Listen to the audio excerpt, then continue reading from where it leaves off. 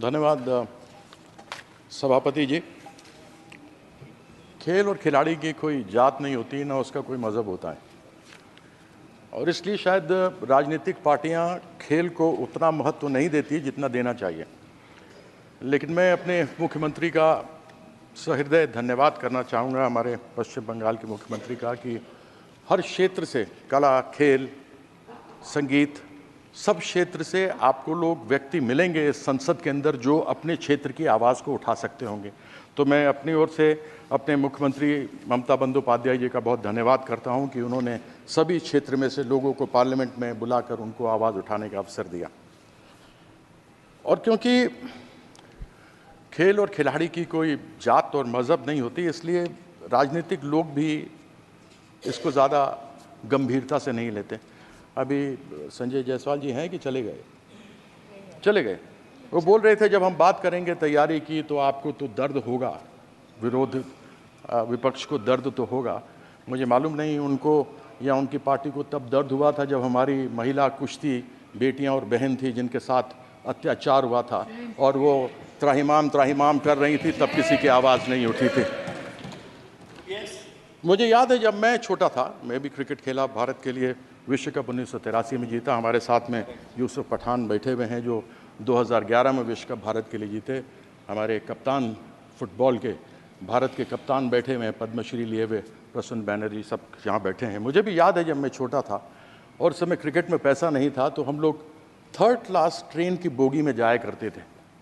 Toilet के सामने सामान टॉयलेट में पड़ा हुआ होता था और हम लोग बैठे रहते थे और जाते थे। और school games federation of India तो शायद अपना ही है, किरण रिजिजू जी आप तो मंत्री रहे हुए हैं, वही SGFI ले जाया करती थी हमें। आज भी परिस्थिति सभापति महोदय वही है हमारे एथलीट्स की, क्रिकेट की तो नहीं, लेकिन हमारे एथलीट्स की आज भी, हमारे जो खिलाड़ी हैं आज भी उनकी यही हालत है कि वह जनरल बक्सों में जब डिब्बों में जाते हैं, टॉयलेट के सामने बैठते हैं, टॉयलेट में उनका सामान होता है।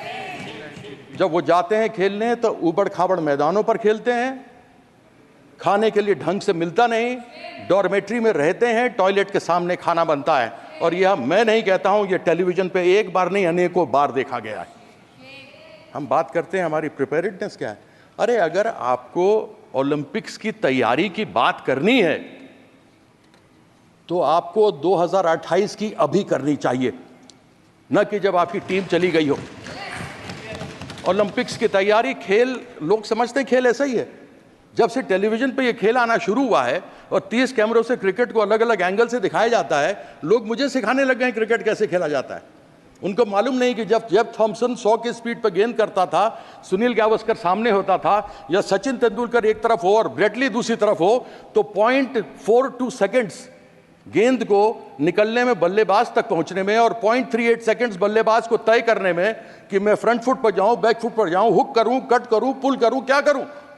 लेकिन लोग हमको सिखाते हैं, यानी ये बॉल छूटी और ये बैट्समैन के पास आई, ये समय है, बस इन 2 चुटकियों के बीच का खेल है। उसको संभवतः लोग समझेंगे नहीं, बहुत आसानी से लेते हैं कि हमारे प्रधानमंत्री जी ने किया। मुझे बड़ी खुशी है कि जब प्रधानमंत्री जी ने हमारी महिला कुश्तीबाज, कुश्ती लड़कियां जब आई थी तो उन्होंने उनका स्वागत किया था, सम्मान किया था, बड़ी प्रसन्नता हुई थी जब उनके साथ वो खा रहे थे। लेकिन तब दुख हुआ था जब उन्होंने, उनके साथ अत्याचार हुआ था उन महिलाओं के साथ, तब उन्होंने मौन व्रत धारण करके रखा था। अगर अपनी महिलाओं को एक तरफ बोलते हैं बेटी बचाओ बेटी पढ़ाओ, अगर हम अपनी बेटियों को जो बाहर से स्वर्ण पदक लेकर आते हो, दूसरे पदक लेकर आते हो, अगर हम उनको नहीं अपनी तरफ से, यह सदन के लिए शर्म की बात है कि यदि हम उनको अपनी तरफ से संरक्षण नहीं दे सकते तो बड़ी खेद की बात है। आज बात करते हैं कि हमने नीरज चोपड़ा को भेजा। मैं ये जानना चाहता हूं कि जब तक नीरज चोपड़ा ने स्वर्ण पदक नहीं जीता था भाला फेंकने में, जावलिन में, तब तक उसके लिए सरकार ने क्या किया था। अभिनव बिंद्रा जिसने पहला स्वर्ण पदक जीता शूटिंग के अंदर, उसके पहले, शूटिंग के पहले जब किया था तो सरकार ने उसके लिए क्या किया था, या उसके एसोसिएशन फेडरेशन ने क्या किया था। मैं जानना चाहता हूं कर्नल मलेश्वरी जिसका नाम हटा दिया गया था टीम के ऊपर से, उस समय मैं पहली बार संसद 1999 में बनकर इस पार्लियामेंट में आया था, 2002 या 2004 की दो की बात है, जब उनको निकाल दिया गया था। जब वो वापस आई और उन्होंने उस समय कांस्य पदक जीता था तो बड़ी प्रसन्नता हुई थी, किसी ने नाम नहीं सुना था, उनको खूब अलग अलग उनको उपहार मिले थे। मैं ये जानना चाहता हूं सरकार से कि ओलंपिक्स में, एशियन गेम्स में, वर्ल्ड चैंपियनशिप्स में भेजने से पहले आप उनके लिए क्या करते हैं।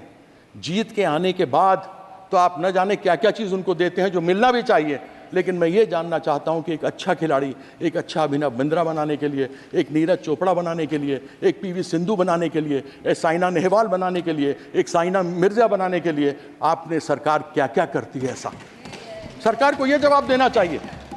कौन सी प्रिपेयर्डनेस। आज एक बार कोई व्यक्ति, कोई लड़का या लड़की हमारे देश की बेटी या बेटा अच्छा करके बाहर से आता तो आप सब कुछ देने को तैयार हो जाते हैं, लेकिन कैसे वो अच्छा बनकर आगे बढ़े उसके लिए क्या करते हैं। साई में स्पोर्ट्स अथॉरिटी ऑफ इंडिया, भारतीय खेल प्राधिकरण, कहां है कोचेस, कहां है प्रशिक्षक। आज खेलो इंडिया आपने शुरू किया, बड़ी प्रसन्नता की बात है। जो भी आए वो खेल सकता है, लेकिन क्या जो भी आए खेल सकता है, उसमें से प्रतिभा एकलव्य की तलाश कौन करेगा। उसके लिए कोई व्यवस्था है क्या। उसकी व्यवस्था नहीं होती। उसकी व्यवस्था इसलिए नहीं होती क्योंकि यहाँ पर जितने जगह प्रशिक्षकों के, कोचेस के खाली पड़े हुए हैं, 70% से अधिक लोगों के जगह खाली पड़े हुए हैं प्रशिक्षकों के। मुझे याद है मैं नेशनल इंस्टीट्यूट ऑफ स्पोर्ट्स में जाता था। एक national institute of sports Patiala था जहाँ पर कोचेस तैयार किए जाते थे। ये राष्ट्रीय स्टेडियम, नेशनल स्टेडियम, इस नेशनल स्टेडियम के अंदर cricket, hockey, football, basketball, badminton सब खेल खेले जाते थे और सबके प्रशिक्षक होते थे।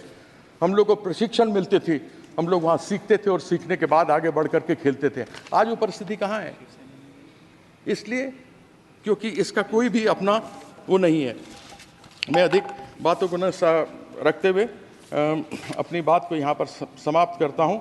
मैं अभी एक रिजिजू जी ने कहा कि खेल संघ वाले हैं सभापति महोदय कि वो आपस में चुनाव लड़ते हैं तो उनकी आपस में लड़ाई तो होगी, तो आप यहाँ क्या खाक मारने के लिए बैठे हैं। स्पोर्ट्स मिनिस्ट्री किस लिए बैठी हुई है कि यदि आप उन लड़ाइयों को सुधार करके उन जो प्रतिभावान लोग हैं उनको आगे नहीं भेज सकते तो फिर आपका फ़ायदा क्या है।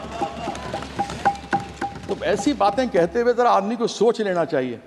ये खेल याद रखिएगा, हर एक व्यक्ति में एक खिलाड़ी रहा है। बचपन से जब बड़े हुए हैं ना तो कोई हमने खेल खेला है, चाहे गुल्ली डंडा खेला है, चाहे खो खो खेला है, चाहे हॉकी खेला है, हमने कोई ना कोई खेल खेला है। हम सबों के अंदर एक खिलाड़ी का दिल होता है और एक खिलाड़ी के दिल में ये बात होती है कि वो खिलाड़ी खेल और खेल की भावना को साथ में रखता है, जात और मजहब की बात नहीं करता। और ये लोग बेटी बचाने वाली बात करेंगे जिन्होंने सीता माँ का आज तक कोई भी सम्मान नहीं किया, जो कभी सीताराम नहीं बोलते, वो बेटी का सम्मान करेंगे, ऐसी अपेक्षा तो मैं इनसे रखता नहीं। तो मैं आशा करता हूँ कि इसी अगले सत्र में 2028 में ओलंपिक में क्या करेंगे उसकी तैयारी के बारे में यहाँ करके बताएंगे, तब मैं समझूंगा। हालांकि तब तक ये रहेंगे नहीं रहेंगे, दुनिया जानती है कि इनका हालत तो अभी साथ में देखें, लल्लन जी बैठे हुए साथ में, डिमांड कर दिया इन्होंने। वो जो नाम सब आ रहे हैं ना दुकान के बाहर लिखने का, डिमांड चालू कर दिया कि हटा उसको। तो मैं एक बार पुनः धन्यवाद करता हूँ, आपने मुझे अवसर दिया, बहुत बहुत धन्यवाद।